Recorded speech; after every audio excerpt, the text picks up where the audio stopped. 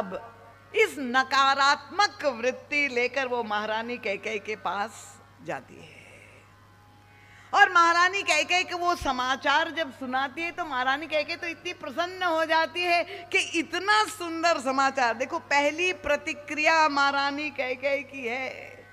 उनका क्या बता रही है मंथरा, मेरे राम का राज्याभिषेक, इतना सुंदर समाचार तुमने दिया, मैं उसके बदले में क्या पुरस्कार तुम्हें दे दूं? तुम मांग लो, जो मांगना चाहो देहु तो ही मन भावत आली। मुझे सूझ नहीं रहा है, तुम जो मांगोगी मैं दूंगी। तो लग रहा है कि महारानी कैकेयी कितनी प्रसन्न है और भगवान श्री राम के प्रति उनके हृदय में कितना प्रेम है। अब मंथरा इससे हार नहीं गई, बड़ी धैर्यशाली है। उसने कुछ विपरीत बात श्री राम के विरोध में कहने का प्रयास किया और जहां उन्होंने ऐसी उल्टी बात सुनाई तो महारानी कैकेयी का दूसरा रूप सामने आया, क्रुद्ध हो गई। उनका खबरदार, अगर मेरे राम के विरुद्ध तुमने कुछ कह दिया, पुण्य अस कबहू कहसी घर फोरी। डांट भी लगा दी, हे घर फोरी, तुम हमारे घर में विभाजन करना चाहती हो दुष्ट मंथरा। पुण्य सको, खबरदार, अगर फिर से तुमने ऐसा एक शब्द भी बोला तो धरी जीभ कड़ावो तो ही, तेरी जीभ काट के फेंक दूंगी अगर मेरे राम के विपरीत कुछ कह दिया। तो यहां भी लग रहा है कि महारानी कैकेयी कि राम के प्रति जो प्रीति है ऐसी सुदृढ़ है, पर मंथरा इससे भी हार नहीं मान रही है। मन ही मन सोच रहे, ठीक है महारानी, तुम मेरी जीभ कटवा दोगी तो याद रखना, ये जीभ अगर काट दोगी तो वो तुम्हारे ही मुंह में जा करके बोलेगी। मंथरा ने ठान लिया और फिर किस तरह से मंथरा असत्य, झूठ का सहारा लेकर एक काल्पनिक बातें बना करके महारानी कैकेयी को बरगलाती है।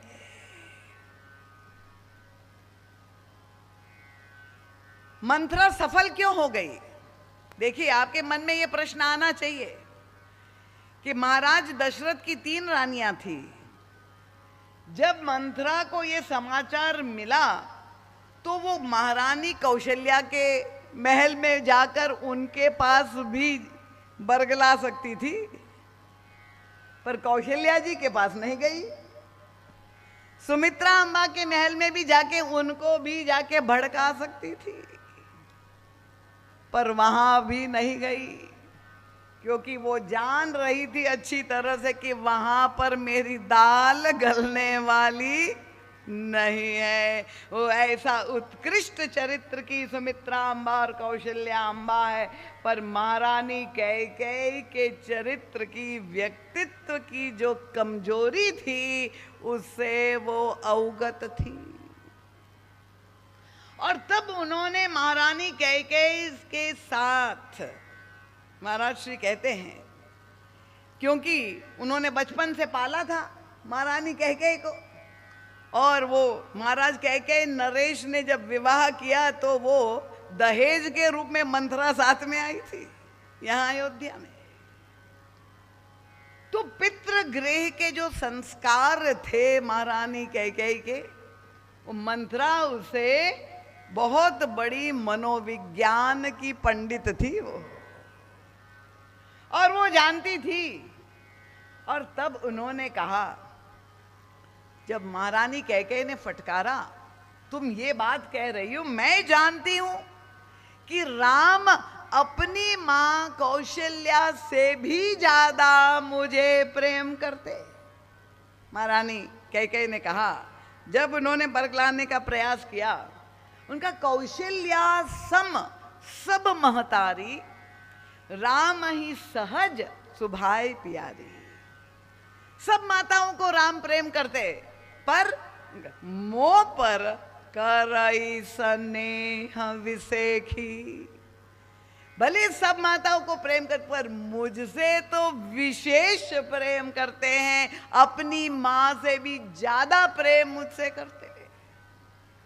ये बोलने वाली महारानी कैकेयी, कृपया माताएं घूंघट भले लगा हो पर कान खुले रखिए। मुंह पर करई स्नेह विसेखी, मंथरा ने पूछा तुमने कैसे जाना कि अपने बेटे से ज्यादा तुमसे, अपनी मां से ज्यादा तुमसे प्रेम कर? तो महारानी कैकेयी ने कहा मैं करी प्रीति परीक्षा देखी, मैंने परीक्षा करके देख लिया है कि राम अपनी मां से भी ज्यादा मुझसे प्रेम कर।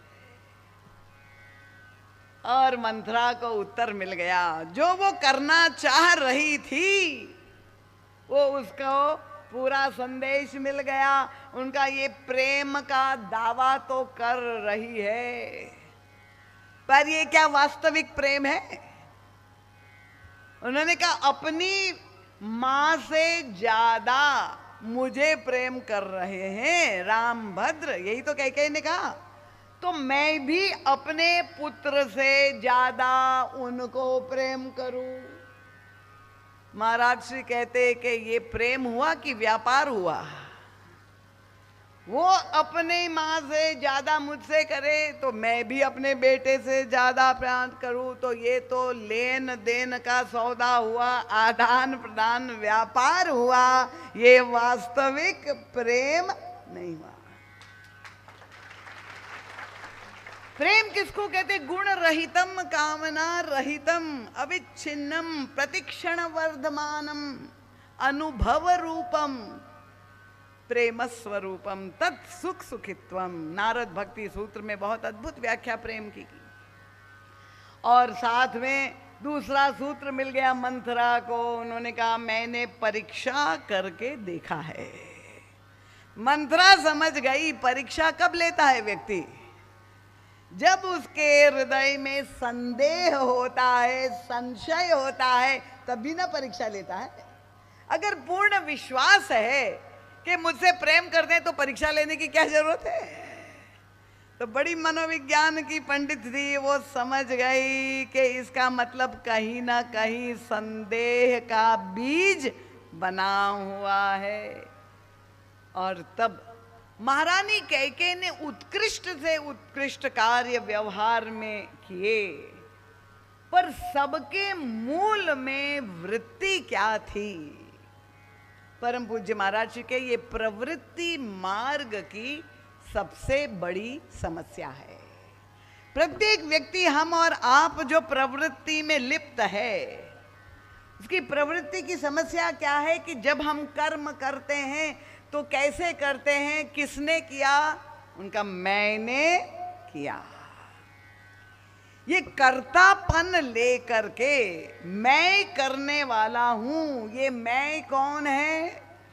अगर आपसे पूछे तो प्रत्येक व्यक्ति यही कहेगा कि मैं, अपना परिचय जो देगा, कोई आधार कार्ड निकाल के दिखा देगा, ये है मेरा परिचय। तो शरीर को, देह को मैं मान करके हम व्यवहार करते हैं। और ये जितना भी व्यवहार है, जो भी कर्म है, उस सब के मूल में यही वृत्ति है। देह के नाते ही मैं कौन हूं? मैं देह हूं।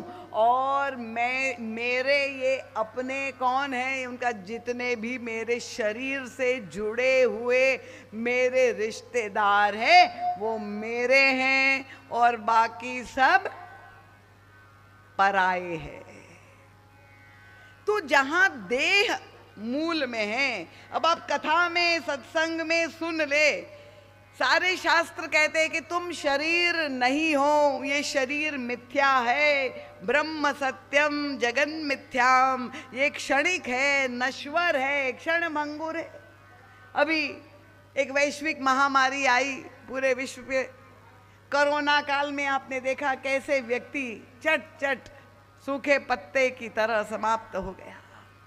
तो सब जानते हैं कि ये शरीर क्षणभंगुर है, मिट जाने वाला है, पर फिर भी हम कोई नहीं ये कहता है कि मैं आत्मा स्वरूप हूं, ईश्वर अंश जीव अविनाशी चेतन अमल सहज सुख राशि। ये हमने सुना है, संतों के मुख से सुनते हैं तत्वमसि, अहम ब्रह्मास्मि, ये वेदों के 4 महावाक्य है। पर ये जो हम सुनते हैं, क्या हमें अपने जीवन में अनुभव हो रहा है? पूरा जीवन निकल गया धर्म कर्म करते हुए, पर अभी भी हम उसी अज्ञानता के अंधकार में मैं शरीर के नाते ये मेरे अपने और बाकी पराए, ये सारा व्यवहार जो चल रहा है संसार में, अपना और पराया, ये सबके मूल में ये नश्वर देह है। समझ में आ रहा है सबको? कठिन तो नहीं है। तो अगर इसको गीता में कहा गया, ये 2 मुख्य बाधाएं हैं व्यक्ति के जीवन में, एक है अहमता और दूसरी है ममता। अहमता का मतलब मैं, देह, ये मैं शरीर, ये देहाभिमान की वृत्ति, ये अहम का, ये कर्म मैं करता हूं, ये मेरा है, ये इस अहम भाव से जो व्यक्ति करता है।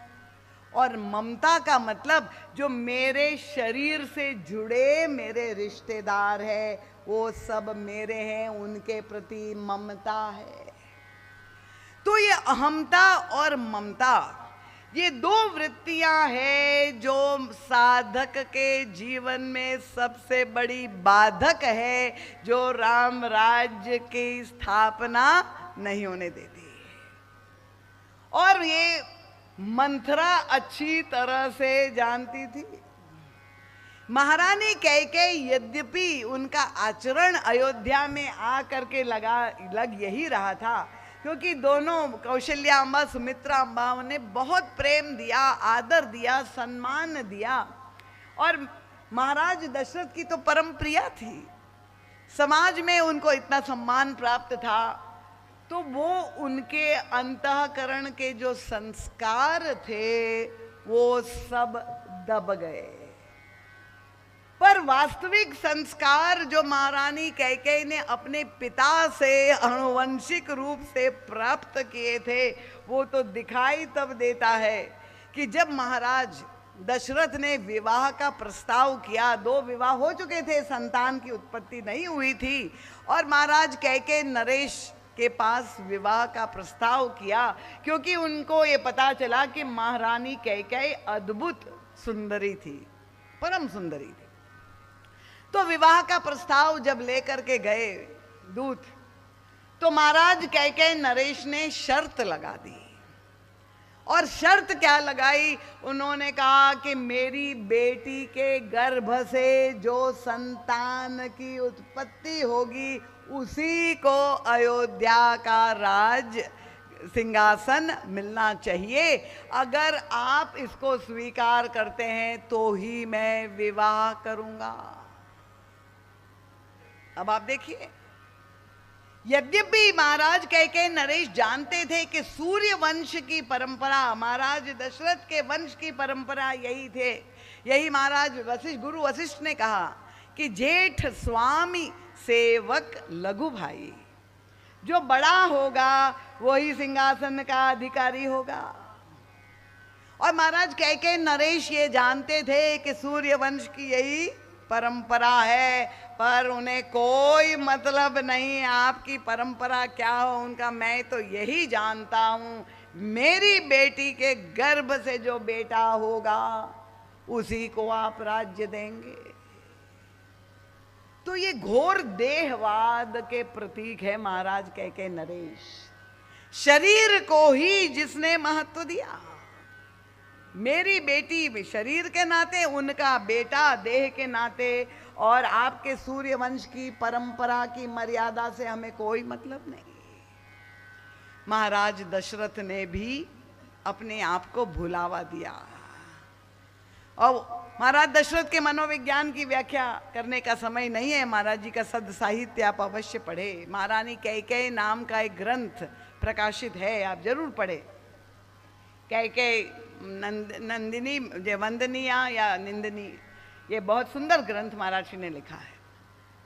और तब ये संस्कार देहवाद के अनुवंशिक रूप से महारानी कैकेयी लेकर के पितृगृह से आई हुई। परम पूज्य महाराज जी कितनी सुंदर ढंग से समझाते हैं। देखिए कि विवाह की ये जो परंपरा है, यहाँ ठीकरीपुरी में तो विवाह समारंभ होते हैं कि नहीं होते हैं ना, उसमें जो विभिन्न वैदिक रीतियों का होता है पालन, उसमें एक विवाह में होता है वो कन्यादान होता है। तो विवाह का जो संस्कार, पाणी ग्रहण संस्कार का जो निर्माण हमारे ऋषि मुनियों ने किया है, उसके पीछे जो चिंतन है वो क्या है आप जानते हैं? कि ये व्यक्ति के अंतर जीवन में ये जो दो मूल समस्या है, अहमता और ममता, ये दोनों से मुक्त होने का उनको अवसर दिया जाता है। विवाह के द्वारा व्यक्ति अहमता और ममता के बंधन से मुक्त हो सकता है। कैसे? उनका जब कन्या जिसके प्रति आपकी ममता है, देखिए आप सबके घरों में विवाह होता होगा, और बेटी के प्रति आपने इतने प्रेम से बचपन से उसका लालन पालन करके बड़ा किया, ममता है बेटी के प्रति। अब आप जब पाणी ग्रहण संस्कार उसका करेंगे तो कन्यादान करेंगे। अब कन्यादान का मतलब क्या है?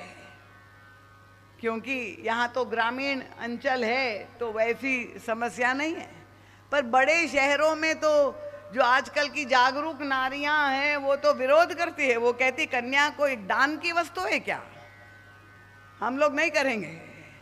उनका कन्या का ही दान क्यों नहीं, वर का दान क्यों नहीं? मैंने कहा वरदान भी हो जाएगा अगर आप कन्यादान कर देंगे तो कन्यादान के पीछे जो दर्शन है, सिद्धांत है, वो क्या है कि जिस बेटी के प्रति आपकी ममता है, उस बेटी को आप जब दे रहे हैं, उनके भावी पति के हाथ में उनका हाथ सौंप रहे हैं, तब आप वो कन्या का दान नहीं कर रहे हैं, आप अपनी ममता का दान कर रहे हैं कि आप किस तरह से अपनी ममता से अब ऊपर उठ जाए, ममता से मुक्त हो जाए। अगर हमारे ये भारतीय घरों में ये जो विवाह का इतना सुंदर संस्कार है, उसका सिद्धांत सबको समझ में आ जाए, ये घर घर में जो आज विघटन हो रहा है, विवाह शादी टूट रहा है, उसका कारण क्या है कि हम कन्यादान तो कर देते हैं पर अपनी ममता का दान नहीं कर पाते हैं, और इसलिए बेटी अभी गई नहीं और माताएं फोन लेके शुरू हो जाती है, तुम्हें खाने को मिला कि नहीं, तुम कहाँ सो रही हो, बस ये जो शुरू हो जाता है। क्योंकि माता पिता वो अपनी बेटी के प्रति जो ममता है उससे ऊपर नहीं उठ पाते। पर अगर आप अपनी ममता से मुक्त हो जाए तो वो आप भी सुखी हो जाएंगे और आपकी बेटी भी सुखी हो जाएगी, उनके भी जीवन में कष्ट नहीं होगा। ये ताली बजाने का मतलब समर्थन इस सिद्धांत का है कि यहाँ जितने भी बैठे हुए हैं, जिनके घर में ब्याह शादी होने वाला है, वो यही निर्णय कर ले कि हम भी अपनी बेटी का दान देके ममता से मुक्त हो जाएंगे। तालियां कमजोर हैं, इसका मतलब सहमत नहीं है।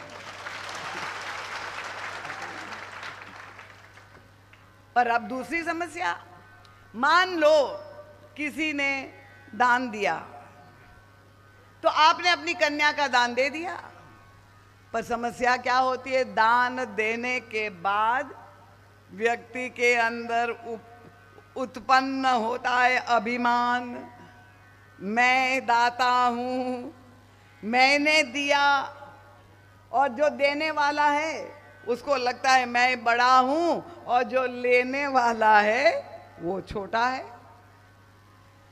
तो अगर ये देन और लेन, महाराज जी कहते दान देने का गौरव क्या है, अगर हमें वो सीखना है तो रामचरितमानस को पढ़े। अगर देने वाला अहंकार से ग्रस्त हो जाएगा और लेने वाला अपने आप को क्षुद्रहीन, मैं छोटा हूं, मैं लेने वाला हूं, मैं गरीब हूं, तब तो ना लेने आया और ना तो देने आया, दोनों हानि का सौदा हो गया। कैसे लेन देन होनी चाहिए? तो आप अपनी कन्या का दान देकर ममता से मुक्त हो जाए, ये अवसर शास्त्र आपको देता है प्रवृत्ति मार्ग में चलते हुए। और ममता का दान देने के बाद जो अहमता उत्पन्न होती है, उससे मुक्त होने के लिए ऋषि मुनियों ने दूसरी परंपरा बनाई, वो है वर का चरण प्रक्षालन। पैर धोते कि नहीं? दामाद का, दूल्हे का, यहाँ है कि नहीं वो परंपरा? धोते हैं ना।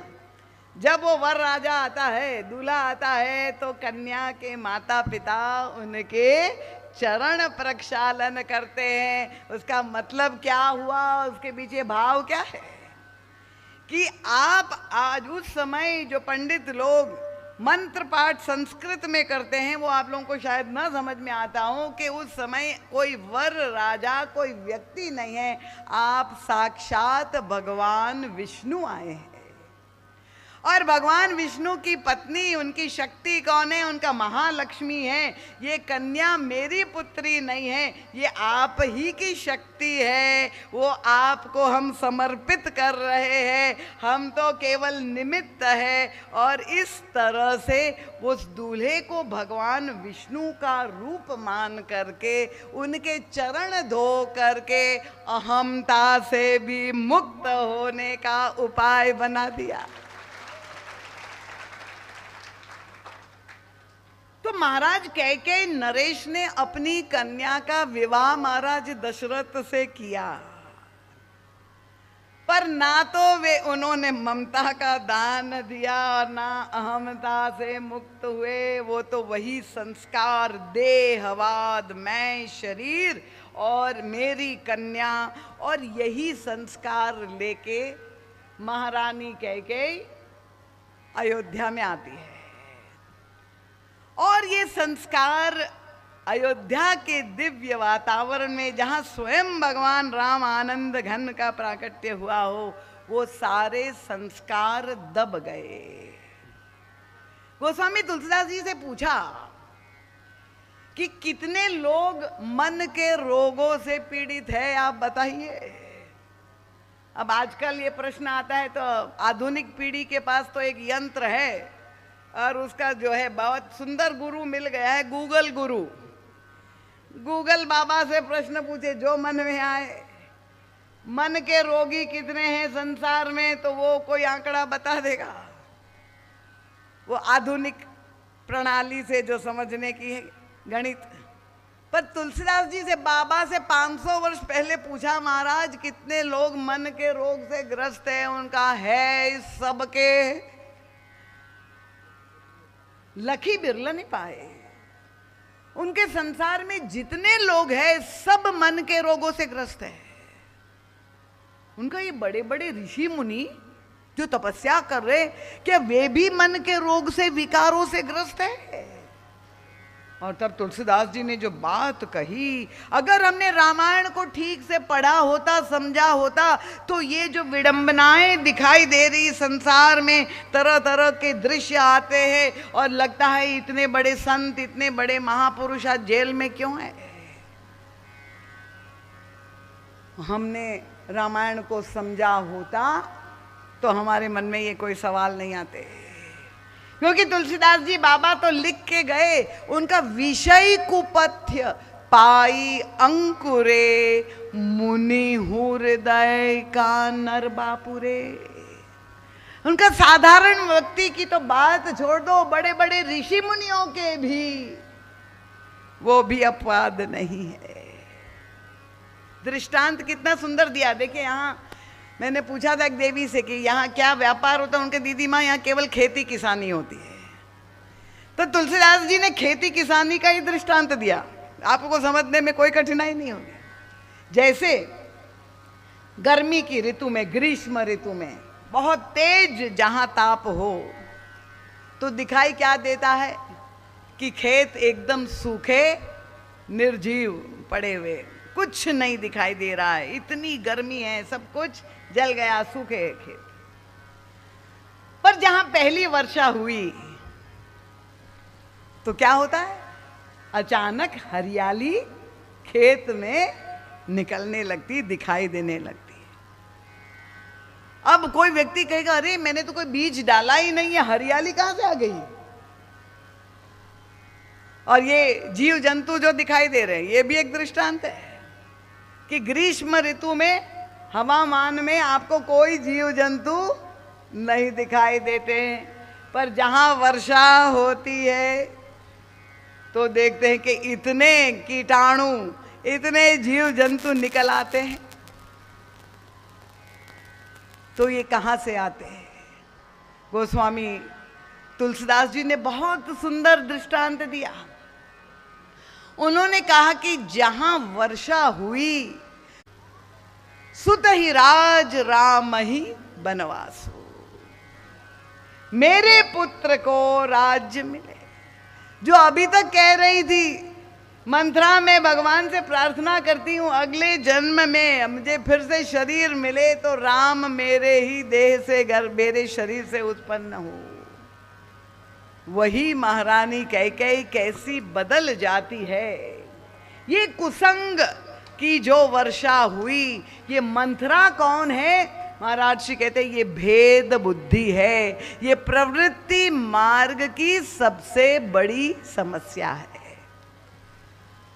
उसने कहा महारानी याद रखना तुम्हारा पुत्र भरत है, राम नहीं। उनका राम मुझे इतना प्रेम करते हैं, कैकेयी ने कहा उनका रहा प्रथम अबते दिन बीते, करते है नहीं। महारानी तुम बड़ी भोली हो, तुम नहीं जानती, करते थे। रहा प्रथम अबते दिन बीते, समौ फिरे रिपु होई पीड़िते। बस वो आग लगा दी। और तब आप समझ लीजिए मंथरा सत्संग भी बहुत करती थी। ये प्रवृत्ति मार्ग की सबसे बड़ी बाधा, अगर आपके घर में राम राज्य नहीं हो रहा है तो कृपया उस मंथरा को खोजिए, कहां पर है। सत्संग में नित्य जाती थी और कथाएं उनको याद भी थी सब। गुरु वशिष्ठ का सत्संग जब अयोध्या के राजमहल में होता था तो नित्य जाती थी, एक दिन भी नागा नहीं। और सारी कथा सुनती नहीं थी, याद भी कर ली थी, और याद ही नहीं उन्होंने प्रयोग भी कर लिया। कहां पर प्रयोग किया? उन महारानी कैकेयी को कथा सुनाने लगी। कौन सी कथा सुनाई? उनकी कहसी कथा। देखिए तुलसीदास जी ने शब्द लिखा सत सवती के। जितनी कथाएं उन्होंने सुनी थी इतिहास में, जहां सौत की सौत से लड़ाई हुई हो, वो सारी कथाएं याद कर ली थी और वो सारी कथाएं दोहरा दी। उनका कद्रु बिनत ही दीन दुख तुम ही कौशिला दे, सारी कथाएं याद करके। तो कथा तो हम भी कह रहे हैं और आप भी सुन रहे हैं। तो कथा का उद्देश्य क्या है? देखिए संत भी कथा कहते हैं और असंत भी कथा कहते हैं। कितना सावधान होने की आवश्यकता है। कोई बहुत अच्छा कथावाचक हो इसका मतलब नहीं कि बहुत पहुंचा हुआ संत हो। असंत भी कथा कहते हुए देखते हैं। मानस की कथा आप जानते हैं। और सब साधारण व्यक्ति को नहीं, हनुमान जी को भी कथा सुनाने वाला एक मिल गया था। प्रसंग जानते ना मानस का, कि जब वे जाते हैं पर्वत ले करके लौट रहे तो मार्ग में कपट मुनि मिल गए और वो भी उन्हें कथा सुनाने लगे। तो मंथरा भी कथा सुना रही है। और कथा सुनाने के पीछे उद्देश्य क्या है? देखिए कसौटी क्या है। जब कोई व्यक्ति घटना, कथा का मतलब क्या है? कथा का मतलब सारी घटनाओं की पुनरावृत्ति नहीं, वो तो इतिहास का विषय है। क्या घटना कब घटित हुई ये तो इतिहास का विषय है। कथा का उद्देश्य क्या है कि ये जितनी भी घटनाएं हैं उसका उद्देश्य हमारे जीवन से लिए वो क्या संदेश दे रही है उसकी व्याख्या करना, यही कथा का उद्देश्य है। अब व्याख्या तो बुद्धिमान व्यक्ति, तार्किक व्यक्ति जितना बुद्धिमान होगा ऐसी व्याख्या करेगा। तो हम कैसे निर्णय करें कि ये व्यक्ति फला फला व्यक्ति जो व्याख्या कर रहा है वो सही है कि नहीं है? और मानस में तो सब हमें बता दिया गया, प्रत्येक समस्या का समाधान। महाराज जी कहते असंत जब कथा कहता है तो उसका उद्देश्य क्या है? ये मंत्रा अयोध्या कांड में देख रहे, कथा कह रही है, उनका हसी कथा सत सवति के जे ही विधि बाढ़ विरोध। कैसे दूरी उत्पन्न हो जाए, कैसे झगड़ा हो जाए, कैसे संघर्ष और लड़ाई हो जाए, ये जो उद्देश्य है भेद उत्पन्न करना, ये असंत का काम है। और संत जब कथा कहते हैं उनका उद्देश्य क्या है? संत का एक ही उद्देश्य है जब व्याख्या करते हैं कि किस तरह से जीव की व्यथा ईश्वर तक पहुंच जाए और भगवान की कथा जीव को प्राप्त हो जाए, दोनों का मिलन हो जाए, ये जीवात्मा और परमात्मा, कि वो हमारे परम पिता है, अंश का पूर्ण से मिलन हो जाए। यही महात्मा का काम क्या है? उनका जो जीवात्मा को परमात्मा से मिला दे वही महात्मा है। तो महारानी कैकेयी को बरगलाने में मंथरा भेद बुद्धि सफल इसलिए हो गई क्योंकि वह जानती थी कि उनके व्यक्तित्व में जो कमजोरी है, जो इसलिए हमारे यहाँ जब विवाह शादी इत्यादि के लिए जाते थे तो घराना दिखाई देता था कि अगर हमारी कन्या का विवाह फला फला व्यक्ति तो उनके परिवार की दृष्टि दे, किस खानदान का वह दूल्हा है, तब तो हम विवाह करें, ये विचार किया जाता था। तो ये अनुवंशिक रूप से ये जो विकार महारानी कैकेयी के अंतःकरण में उनकी कुबुद्धि में विद्यमान थे, जो दब गए थे, अनुकूल वातावरण प्राप्त होते ही कुसंग रूपी गोस्वामी जी का विपत्ति बीज वर्षा ऋतु चेरी, ये चेरी हुई वर्षा बन गई। भूई भई कुमति कैकेयी केरी, ये कुमति कैकेयी में वो बीज अंकुरित हो गए। और तब उन्होंने महारानी कैकेयी को कोप भवन भेज दिया, मोटे वस्त्र पहना दिए और कान में मंत्र भी फूंक दिया। देखिए ये गुरु लोग जो मंत्र देते हैं बहुत सावधान होना है, मंत्र भी फूंक दिया। और महारानी कैकेयी कैसे, जब महाराज दशरथ आए संध्या के समय, सांझ समय सानंद नृप गयो कैकेयी गे। महाराज दशरथ को एक कल्पना ही नहीं थी, वो तो एक अत्यंत उल्लसित होकर आ रहे थे कि उनको तो ये पूर्ण विश्वास था, क्योंकि महारानी कैकेयी यही कहती थी कि मेरे पिताजी को दिया हुआ वचन आप भूल जाइए, जो है राज सिंहासन का अधिकारी राम ही है, राम को ही मिलना चाहिए। इसलिए महाराज दशरथ आश्वस्त थे, उनके मन में कोई संदेह नहीं था, कल्पना भी नहीं थी। और इसलिए अभी तक महारानी कैकेयी को सूचना नहीं दी थी कि उनको लगा कि श्री राम से सबसे अधिक प्रेम करती है, और जब मैं ये समाचार खुद अपने मुंह से उनको दूंगा तो वो मुझ पर कितनी प्रसन्न हो जाएगी, रीझ जाएगी, इसलिए मैं ही चल के उनको दूंगा। पर महाराज दशरथ को ये पता नहीं था कि इतना बड़ा कुसंग हो चुका था। और जब वे पहुंचे महारानी कैकेयी के महल संध्या के समय और देखा कि महारानी नहीं है, महाराज जी कहते एक रात बची थी राम राज्य के लिए, और गुरुदेव ने जा करके श्री रामभद्र से भी कहा था कि राम करहु संयम सब आजू, कल तुम्हारा राज्याभिषेक है, आज की रात तुम्हें संयम करना चाहिए। तो जब राम को संयम करना चाहिए तो क्या राम के पिता को संयम नहीं करना चाहिए था क्या? पर महाराज दशरथ की यह कमजोरी पुनः सामने आती है। महाराज श्री बहुत तटस्थता से मनोविज्ञान का विश्लेषण करते हैं कि कैसे हमारे जीवन में राम राज्य होते होते वनवास देश निकाला हो जाता है। वो कमजोरी महाराज दशरथ की, आज की रात भी कहाँ बिताऊं, 3 रानियों के महल से महारानी कैकेयी के महल पहुंच गए, देखे महारानी नहीं है। उस समय भी अगर सावधान होते, सेविकाओं से पूछा कहाँ है महारानी, उनका कोप भवन में। अगर महाराज सावधान होते तो वहीं रुक जाते कि कोप भवन में जाने का क्या उद्देश्य है। मैं यही कहती हूं, क्योंकि ये मन के रोगों को समझाना और समझना ये कोरोना काल के बाद बहुत सरल हो गया है।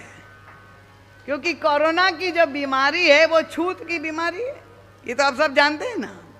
एक को दूसरे से जो है छूत के हो जाता है, और ये मन के रोग जितने हैं वे भी सब छूत के रोग है। और एक भी व्यक्ति को अगर कोरोना हो जाए और आप कहें अरे क्या हुआ, 2000 की आबादी एक ही तो है, तो अगर कोई सावधान नहीं हुआ तो क्या होगा, दूसरे दिन पता चला कि पूरा परिवार संक्रमित हो गया, और फिर पता चला कि जहाँ जहाँ दिन भर गया था सब लोग संक्रमित हो गए, और वो 1 से 100 और 100 से 1000 छूत की बीमारी कोरोना। वैसे ही ये मन के रोग सब छूत के रोग है, गोस्वामी जी कहते हैं।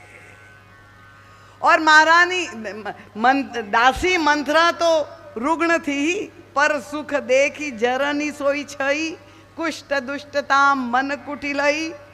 ये 2 रोग से ग्रस्त थी, भेद बुद्धि, ईर्ष्या से, जलन से आक्रांत।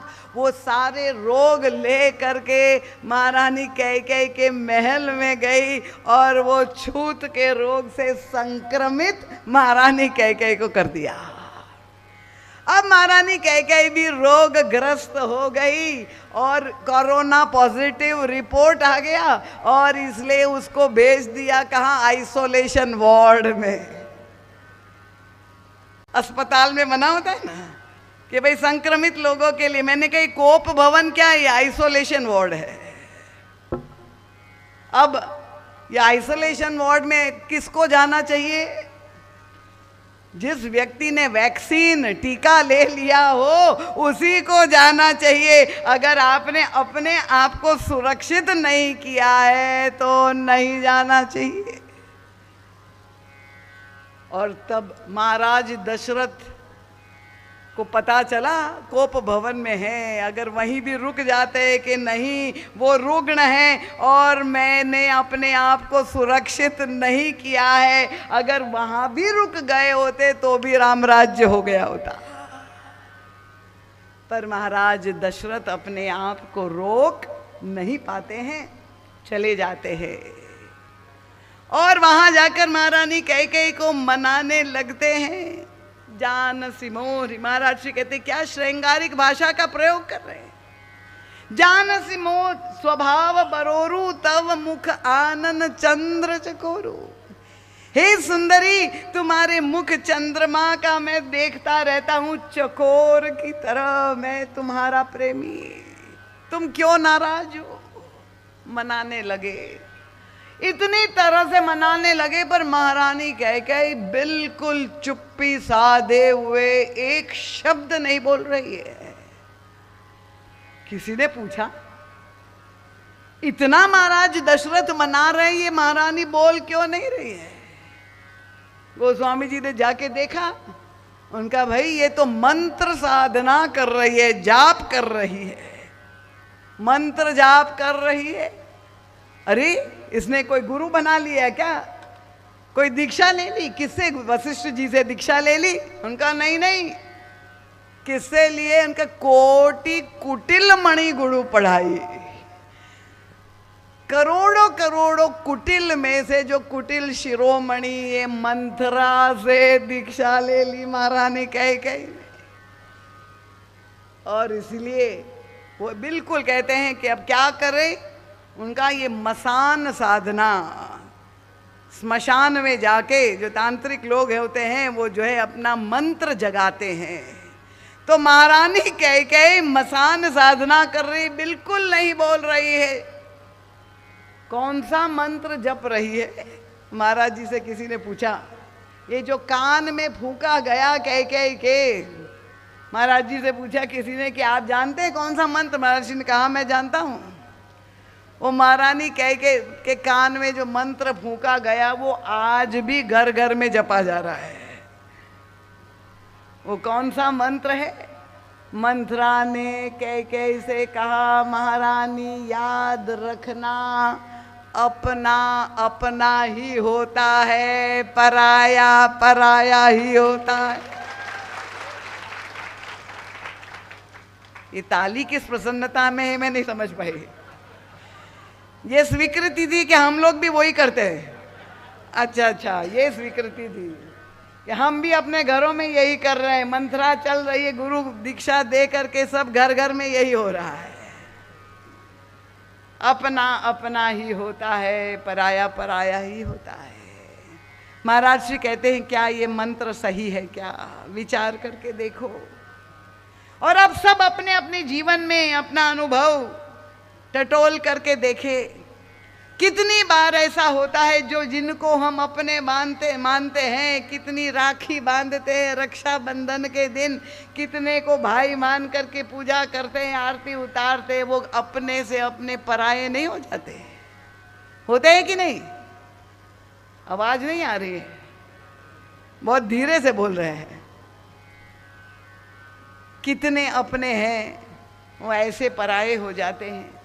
और कई बार ऐसा होता है कि जो पराये जिसको हम मानते हैं वो अपनों से ज्यादा हमारे जीवन में काम आते हैं। तो ये मंत्र तो सही नहीं है। महाराज जी कहते अगर अपना और पराया का आधार शरीर है, देह है, तो निश्चित रूप से ये मंत्र संघर्ष का हेतु बनेगा। ये मंत्र ठीक कब होता?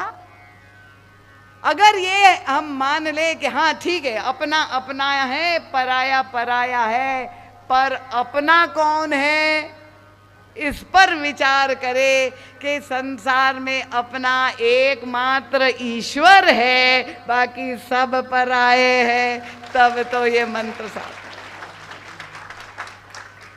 अपनत्व का आधार ये देह नहीं, ये हाड़ मांस का देह जो नश्वर है, एक दिन वो ठठरी का ठेला रहेगा।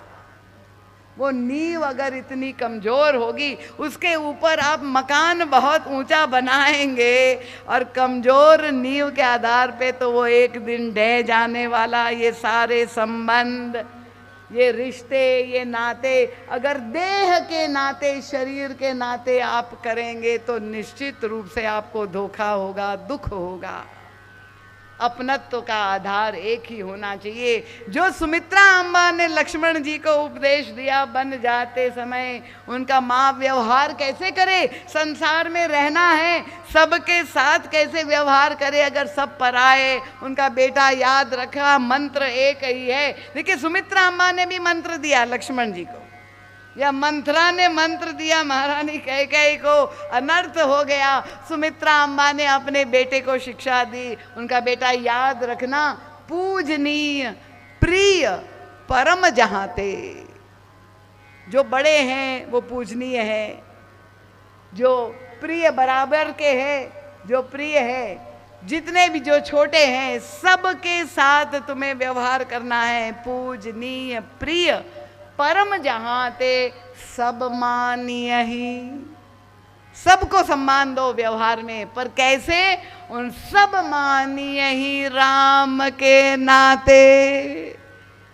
सबका मूल में देह नहीं, राम आत्मा, राम आप में और हम में, सब में एक ही वो चैतन्य तत्व है। वो राम आपके, वो राम हमारे, वहाँ दो नहीं है। वो चेतन शक्ति, वो परम पिता के आधार पे अगर हम संबंध मानेंगे, इसलिए तो मैं कह रही हूँ कि ये ठीकरी पूरी है और मेरे गुरुदेव के नाते ही मैं यहाँ आई हूँ कि ये जितने भी ठीकरी वालों में जो प्रेम है वो मेरे गुरुदेव को खींच निकल के यहाँ ले आए, तो निश्चित रूप से यहाँ प्रेम और भावना से भरे हुए लोग महाराज श्री को जो प्राप्त हुए।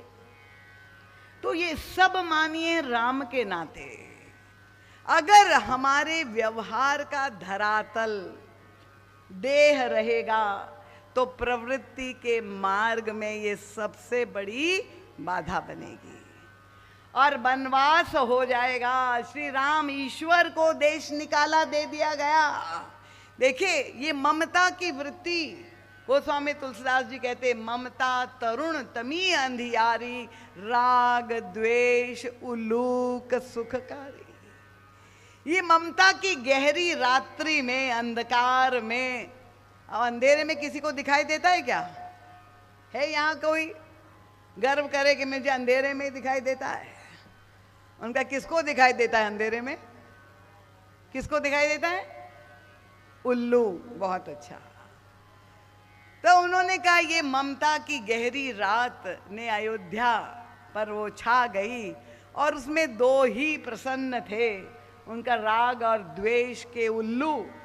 क्योंकि जिससे ममता है उससे राग हो जाए और जिससे ममता नहीं है, जो मेरा है उससे ममता है, उससे राग, और जो पराया है उससे द्वेष हो जाए। चाहे ईश्वर ही क्यों ना हो, पर ईश्वर को भी देश निकाला दे दिया जाएगा। ये ममता के साथ जो बहुत बड़ी विभीषिका है कि प्रवृत्ति में रहने वाला प्रत्येक व्यक्ति यही चाहता है। महारानी गांधारी भी यही चाहती है और महारानी कैकेयी भी चाहती कि मेरे पुत्र का उत्कर्ष हो, उसकी पदोन्नति हो, उसको ऊंचे से ऊंचा पद प्राप्त हो, और जो दूसरा है, पराया है, उसके अभ्युत्थान के प्रति असहिष्णुता की वृत्ति। तो ये ममता के कारण धन्य है श्री भरत जी महाराज। देखिए भगवान श्री राम तो बहुत प्रसन्नता से बन चले गए,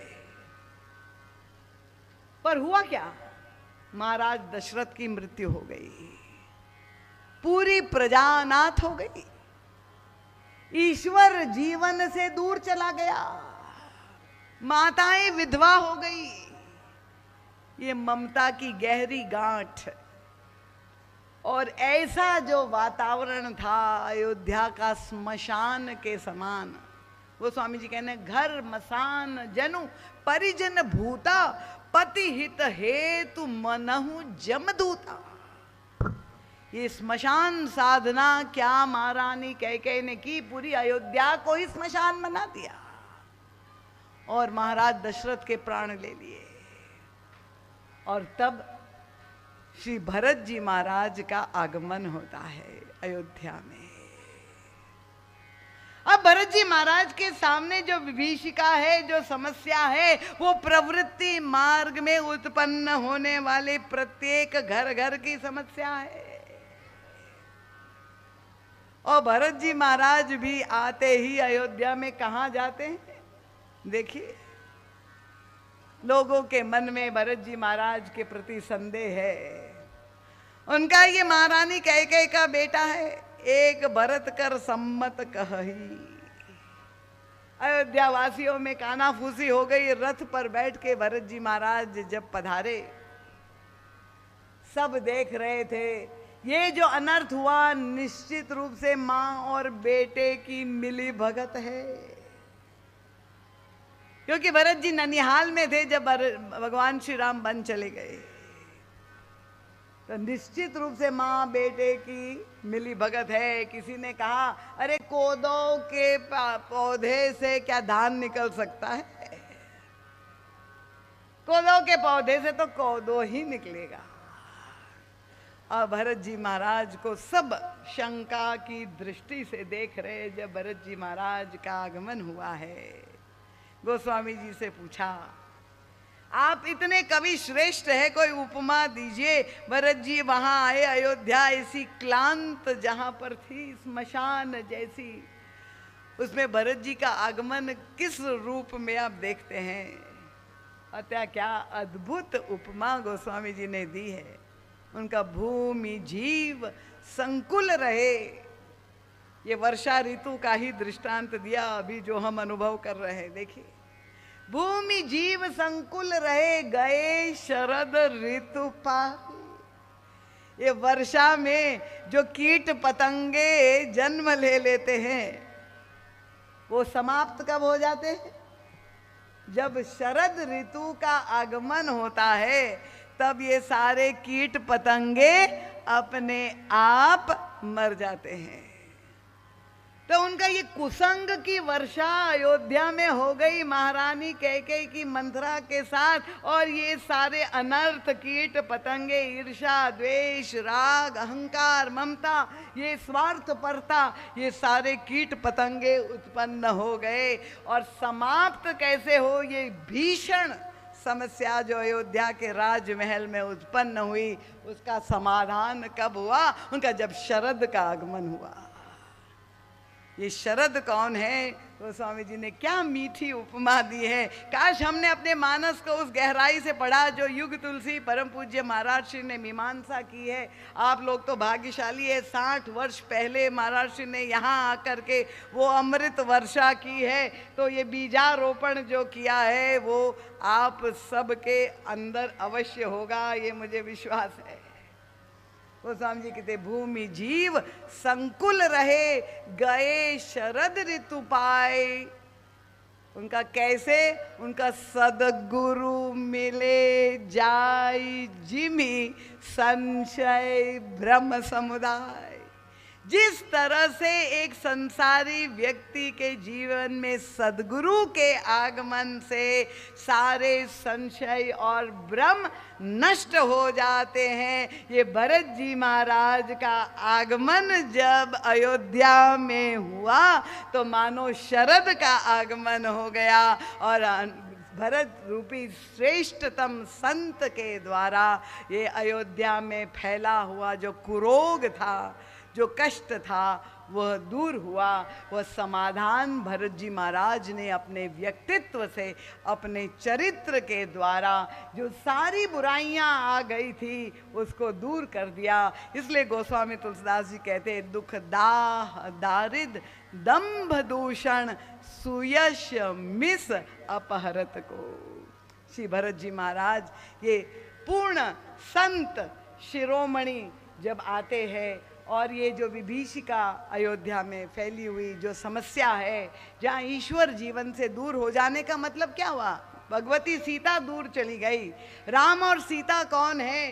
गोस्वामी तुलसीदास जी ने उसकी दार्शनिक व्याख्या भी की है। केवल दशरथ के पुत्र या महाराज जनक की पुत्री नहीं है, वो तो त्रेता का इतिहास है। पर राम और सीता तो शाश्वत है।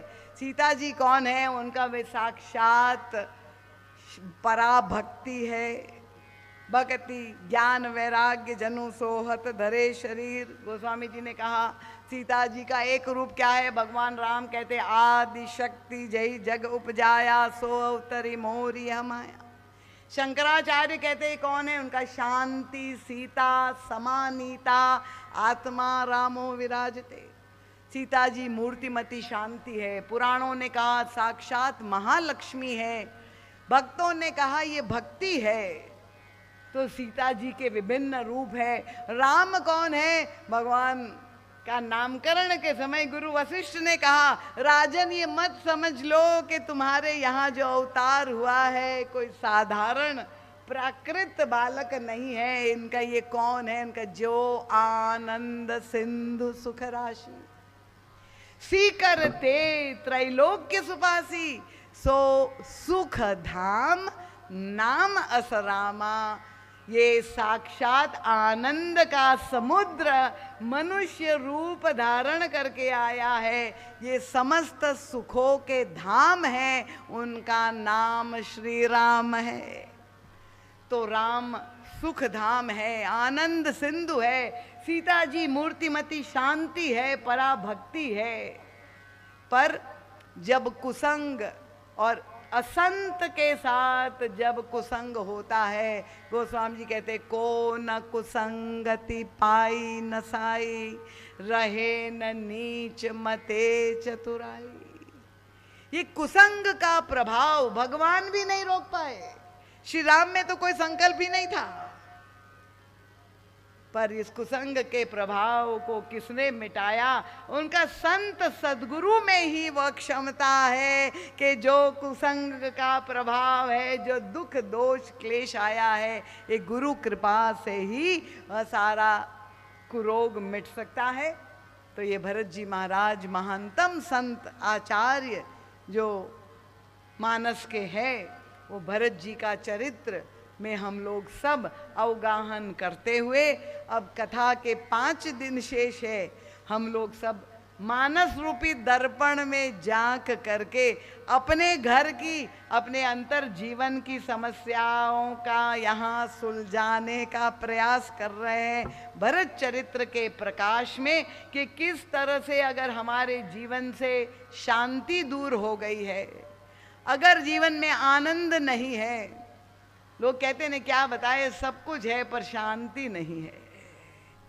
ये शांति कौन है? उनका शांति सीता है। अगर शांति का अपहरण हो गया है, शांति जीवन से दूर चली गई है, श्री राम आनंद घन है, अगर जीवन से आनंद चला गया है, वनवास हो गया है, उन्हें हमें वापस लाना है अपने जीवन में, तो हमें भरत जी महाराज के साथ चलना होगा। उनको गुरु मान करके उनके आचार्यत्व में जिस तरह से अयोध्यावासी सब भरत जी के साथ चल करके चित्रकूट की भूमि में प्रभु और श्री सीता जी को प्राप्त करते हैं, वो आज भी वो यात्रा चल रही है। और हम सब अपने चित्त के चित्रकूट में प्रभु का साक्षात्कार आज भी प्राप्त कर सकते। जब हमारे हृदय के सिंहासन में श्री राम और सीता विराजमान हो जाएंगे, तो हमारे अंतर जीवन में राम राज्य हो जाएगा। पर परिस्थितियां क्या है? तुलसीदास जी प्रभु के को प्रार्थना करते, प्रभु मम हृदय भवन प्रभु तोरा। ये आपका मंदिर है, पर समस्या क्या है? उन तहाँ बसी गए बहु चोरा। ये खुले आम दिन दहाड़ी चोरी हो रही है। कह तुलसीदास सुनु रामा, लूटे तस्कर तव धामा। ये अनधिकार जो है चेष्टा हो रही है, तस्करी हो रही है। मेरे भवन, हृदय भवन, आपके मंदिर पर अधिकार ये दुर्गुणों ने कर लिया है। ये मोह का परिवार, मोह मद मात्सर्य राग द्वेष। प्रभु आप कृपा करके जिस तरह से त्रेता में आपने रावण का वध किया, उसी तरह से ये रावण का पूरा परिवार अंदर मेरे जीवन में आज भी विद्यमान है। आपकी कृपा के द्वारा ही वो नष्ट हो सकते हैं। और ये प्रभु की कृपा कैसे प्राप्त हो? जब संत और सद्गुरु की प्राप्ति होती है, तो बिनु हरि कृपा मिल ही नहीं संता। श्री राम किंकर